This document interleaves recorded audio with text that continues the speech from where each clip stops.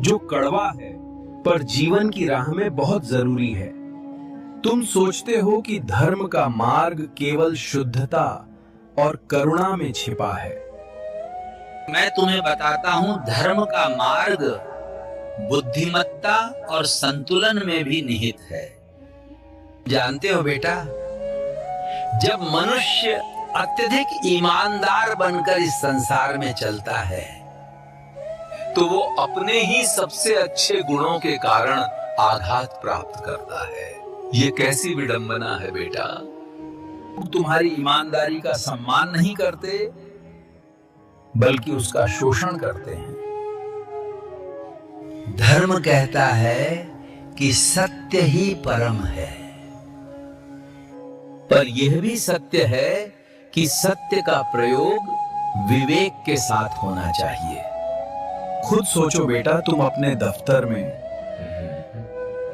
या अपने व्यापार में हर समय अपनी अंतरात्मा की नग्न सच्चाई, अपनी कमजोरी, अपना डर दूसरों के सामने रख दोगे तो ये जगत तुम्हें गले नहीं लगाएगा, ये जगत तुम्हें आहत करेगा। संसार का स्वभाव बेटा प्रेम के साथ साथ छल, प्रपंच और स्वार्थ से भी चलता है। यदि तुम केवल ईमानदारी में अंधे होकर हर बात को वैसे ही कह दोगे जैसे है, तो असत्य में जीने वाला यह समाज तुम्हें दुर्बल सिद्ध करेगा। तुम्हारी ईमानदारी उसका शस्त्र बन जाएगी। याद रखो बेटा, जो सबको सब कुछ बता देता है वो अंत में खाली हो जाता है। गीता में कहा है कि धर्म का पालन युक्त आचरण के साथ करना चाहिए। यह धर्म का सबसे बड़ा मर्म है। बेटा, अग्नि कितनी पवित्र है। हम अग्नि को देवता मानते हैं, परंतु यदि उस पवित्र अग्नि को बिना किसी पात्र के, बिना किसी नियम के बीच रख दिया जाए तो वही अग्नि विनाश कर देती है, वो तुम्हारा घर जला देती है। उसी प्रकार तुम्हारी ईमानदारी भी है। जब वो मर्यादा में रहती है, बुद्धि से युक्त रहती है, तो वह तुम्हारे धर्म की रक्षा करती है। परंतु बेटा, यदि वो अति हो जाए तो वह तुम्हारा पतन करती है। अधिक नमक भोजन को बिगाड़ देता है, वैसे ही अधिक ईमानदारी तुम्हारे जीवन को दुखमय कर देती है। यह जीवन का संतुलन है। स्मरण रखो बेटा, धर्म ये नहीं कहता कि तू अपने शत्रु को अपनी कमजोरी बता दे। धर्म ये नहीं कहता कि तू अपने जीवन के सारे रहस्य खोल दे। खुद को युद्ध भूमि में खड़ा मानो बेटा। क्या कोई सच्चा योद्धा अपने सारे अस्त्र शस्त्र, अपनी रणनीति सबको दिखाकर युद्ध लड़ता है? नहीं बेटा, वो अपने हृदय का सारा संशय और अपनी सारी शक्ति को छुपा कर रखता है। जिसे प्रकट करेगा वही तेरी दुर्बलता का कारण बनेगा। जो व्यक्ति तुम्हारे सुख से जलता है तुम्हारे दुख को सुनकर हंसेगा। को ऐसे धारण कर बेटा जैसे कोई रत्न अपने पास रखता है। आने पर उसे प्रदर्शित करो और समय आने पर उसे छुपा लो। बेटा, धर्म का मार्ग केवल व्यक्तिगत शुद्धता में नहीं है, अपितु लोक व्यवहार में भी है। तुम्हारा धर्म तुम्हारे भीतर है, पर तुम्हारा व्यवहार बाहर है। अगर तू किसी दुष्ट व्यक्ति के सामने अत्यधिक ईमानदार हो जाएगा तो वो तेरी ईमानदारी को अपने स्वार्थ के लिए इस्तेमाल करके और बलवान हो जाएगा। यह भी अधर्म है। यह है कि सत्पुरुष के सामने वही प्रकट कर जिससे उसके हृदय में आस्था जागे और उसे लाभ हो। व्यक्ति के सामने केवल वही प्रकट कर जिससे उसकी दुष्टता का अंत हो और उसे कोई लाभ न मिले। ईमानदार बनना है बेटा, परंतु विवेक के साथ। तुझे सत्य बोलना है, परंतु समय देखकर। तुझे धर्म का पालन करना है, परंतु परिस्थिति को ध्यान में रखते हुए। यदि किसी भी गुण की हो तो वो दोष बन जाती है बेटा। धर्म का पथ वो है जिसमें संतुलन और बुद्धि दोनों हो। जब तू अपनी ईमानदारी को बुद्धि की ढाल के साथ जोड़ लेगा, तभी तेरा जीवन सफल होगा। ना ईमानदार मत बन बेटा कि तेरा धर्म भी तेरी रक्षा न कर पाए। बाबा जी, आपने कहा कि हमें सब कुछ प्रकट नहीं करना चाहिए। मैं कैसे पहचानूं कि मेरे सामने खड़ा व्यक्ति दुष्ट है जिससे मुझे अपने भेद छुपाने हैं? तुमने बहुत ही आवश्यक प्रश्न पूछा है। ये जानना ही धर्म के पथ पर पहला कदम है। दुष्टता कभी अपने माथे पर कालिख लगाकर नहीं आती। वो हमेशा शांत और मीठी होती है बेटा। लोग सोचते हैं कि दुष्ट वो है जो गाली दे या झगड़ा करे। नहीं बेटा, सच्चा दुष्ट वो है तुम्हारे सामने हंसता है, पर भीतर ही भीतर तुम्हारे पतन की कामना करता है।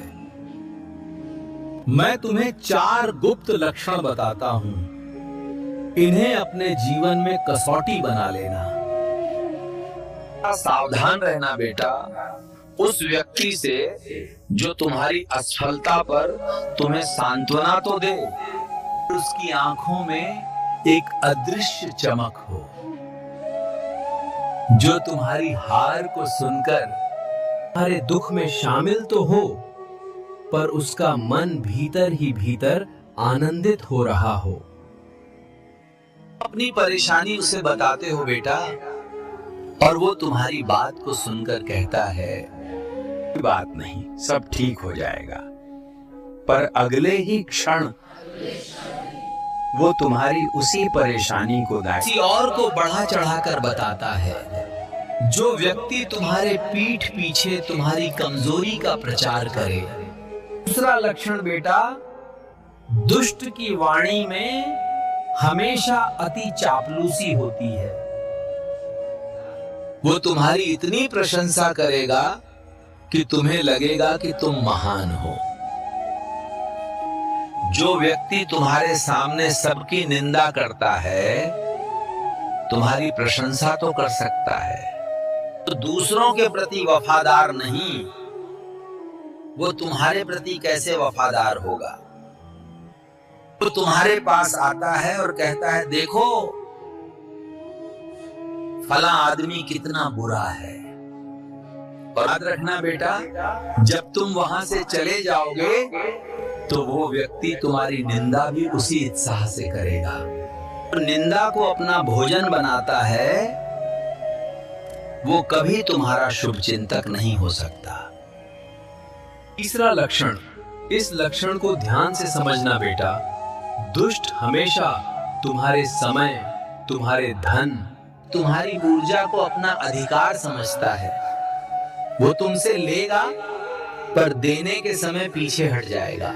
अब तुम किसी मुसीबत में होते हो तो वो तुमसे दूर रहता है, पर जब उसे जरूरत होती है तो वो तुम्हारा दरवाजा खटखटाता है।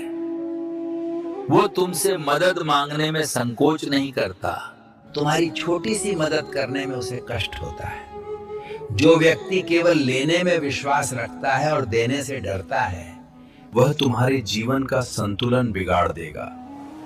ऐसे व्यक्ति से अपने भेद हमेशा छुपाकर रखना।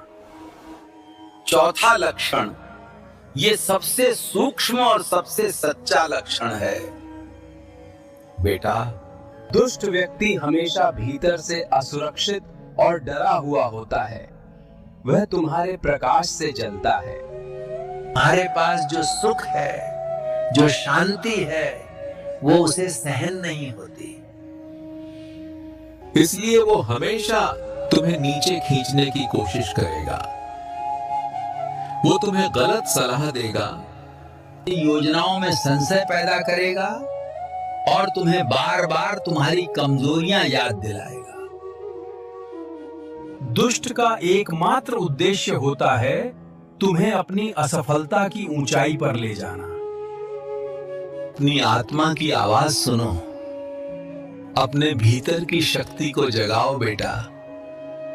तुम्हें अब कमजोर, अति ईमानदार इंसान बनकर नहीं जीना है, तुम्हें बुद्धिमान, सजग और अटल धर्म योद्धा बनकर जीना है बेटा।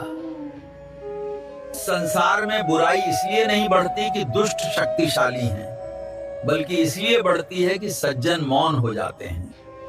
सत्य का पालन करो, पर विवेक की ढाल को कभी मत छोड़ना बेटा। तो ये दरबार सबका है जो सत्य, प्रेम और सनातन को मानता है। तो इस परिवार से जुड़िए, सब्सक्राइब करिए और अपने पवित्र विचार कमेंट में अवश्य साझा करें। आपकी हर बात यहां आशीर्वाद बनकर गूंजती है।